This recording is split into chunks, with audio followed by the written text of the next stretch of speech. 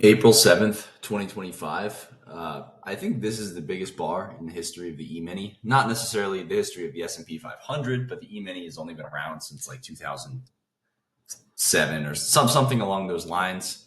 I've been trading since 2018, and I've never seen a bar that was 233 points. I think my biggest bar I'd ever seen was like 140 points. And obviously, we crushed that a couple of times today.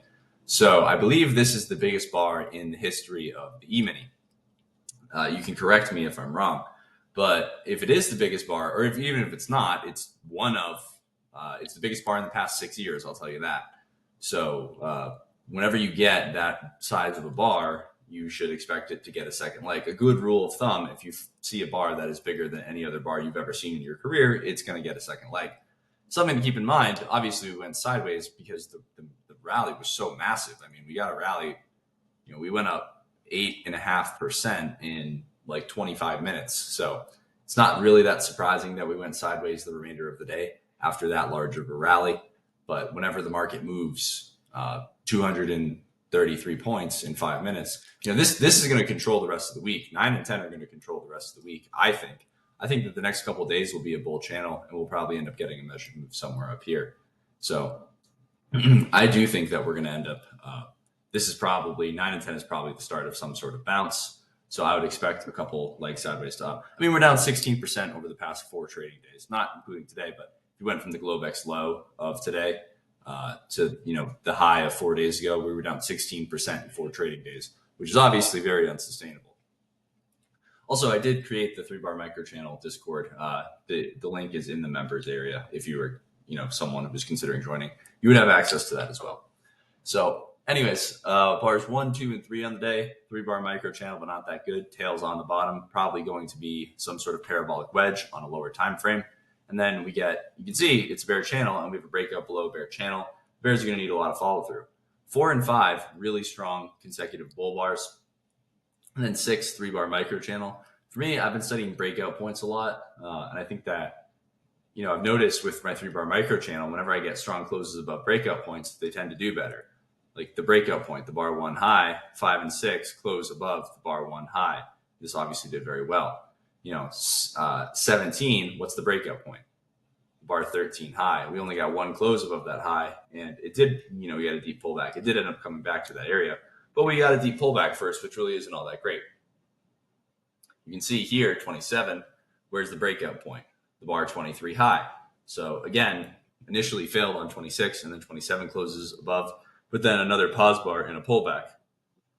So when you get consecutive closes above a breakout point, it's the trades tend to do better. It seems like, at least from what I've been watching or from what I've been studying. So I did buy the close of 6 today, and then obviously we got 9, and I took profits above 9. It was a very small position size, so I didn't make. It's not like I made 233 E-mini points. I made a very, very, very, very, very small fraction of that. But I did buy the close of 6, and I got it above 9 today. 11 and 12, strong enough to get at least a small second leg sideways to down. Odds are that we're going at least a little bit lower after 11 and 12, but the downside is limited. Why? Well, we've talked about it. 9 and 10 is why the downside is limited on 11 and 12. An outside down bar on 13, and then 14 is the second leg from 11 and 12. But there's probably buyers below the 9 low. It's such a large. I keep saying it's such a massive bar. I mean, I've never seen anything like it. It was really fascinating. But the size of 9, it's going to get a second leg. So you can very confidently buy the low of 9 and expect to make money. 15, 16, 17, 3 bar micro channel, but a big, small, big pattern and no micro gap, and only 1 close above the breakout point. So not as good as it could be. Traders might look to buy a deep pullback instead. We get a pause on 18 and then an outside bar 19. Not really all that great. Consecutive bear bars 20 and 21, probably buyers somewhere down here, because again, I don't expect much of a sell-off after this size of a rally. 23, 24, it's possibly 2 legs down, 1 pullback 2. The bears might need another leg down. I thought 27 might be leg 1 for the bulls, but it's kind of difficult because it's against a tight channel, and because of the fact that that it is 2 big legs down, but the bears might need a third one. The bears who sold the close at 24, we might need to get back into that area to let those traders out. But I did buy the close of 27 anyways. I scaled in here, I scaled in around here, and then I scaled in once more down here. And then 43 got me out. So I got back out around the original entry price of 27. So I bought the close, I bought more, and I got out up here for a small profit. And that was the only two trades I took today. So 27 should get a second leg, but a tight channel down. After two giant legs, again, we should get a little more, but the Bears, struggling, obviously, because 9 and 10. Five straight bear bars against me. Obviously not ideal. For me, I was hoping we got maybe 2 or 3. I was really hoping that 28 would be a bull bar and we'd get consecutive closes above the breakout point, but I was obviously disappointed, and that did not happen. A lot of other traders who are breakout traders, they buy the close, they're disappointed, and they'll use 29 to get out quickly. 29 is going to get a second leg. So 28, 29 is a big enough reversal with follow through that we should get at least a little bit more of the downside. 33, 34, it's 3 legs down. It's forming a triangle, right? So it's a little bit difficult to do too much. It's really hard to count the legs when you're in a triangle because, in hindsight, it's 1, 2, 3, 4. But even in hindsight, what are the bull legs? Is this 1, 2, 3? But we're getting lower highs, so it doesn't make as much sense. And then, either way, you could argue the bulls had 3 legs. And then this is the new breakout, 45. I think 43 was a breakout attempt, but a lot of times 50 chance the first breakout fails. And you can see 43 ends up failing. 45 is another breakout attempt. 47 closes above the 43 high, which is the breakout point, and then 48's follow through. 49 is a retest to the breakout point, and then we get another leg up, back up to around the bar 19 high, which is a logical area for resistance, given that it's the top of this rally. So this is obviously forming the trading range. We get 3 legs up, 1, pull back, 2, pull back, 3, and we got a trend line break on 2. So 2, pull back, 3. You could argue lower high major trend reversal if you wanted to on 60. Either way, I think odds are 60 gets 2 to 3 legs down.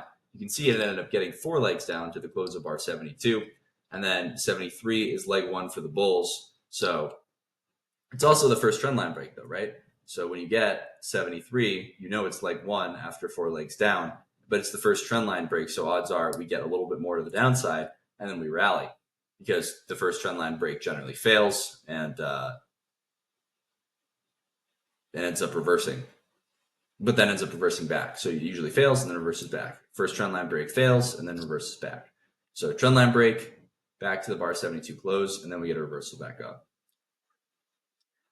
For stop orders today, these were buy the close bars if you wanted to buy early. I would not sell 11. I would not buy 9. You could buy below 9. Difficult to buy 15 or anything in there. You could buy closes basically betting. You could buy every bull close betting that 9 gets a second leg. There's nothing wrong with that. You need a bit more specific reason to sell. On the daily chart, 418-point bar. I have never seen a bar this big. Jeez.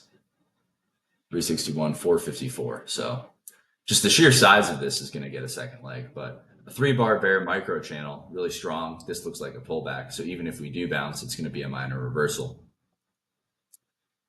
The weekly chart, like I said, I do think that just the size of those bull bars are going to control most of the rest of the week. We are around 5,000, right? So I do expect us to hover around 5,000 for quite some time. Maybe we bounce back up to 5,500, I don't know, and then come back down to 5,000. But odds are we're forming some sort of trading range, and I don't think we're going to get to 4,000 and get a trading range of 4,000. I think we see 6,000 before we see 4,000 personally. Obviously, sell-offs happen much faster than rallies, right? That's how it works because the logic behind that would be fear is a stronger emotion than greed. So the people, or that's not the saying. I forget what the saying is, but basically, the rallies go a lot slower and then people get scared and they sell out really quickly.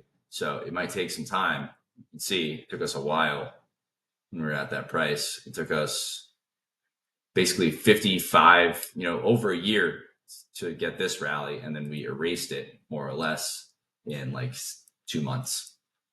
All right, that's going to be it for this video.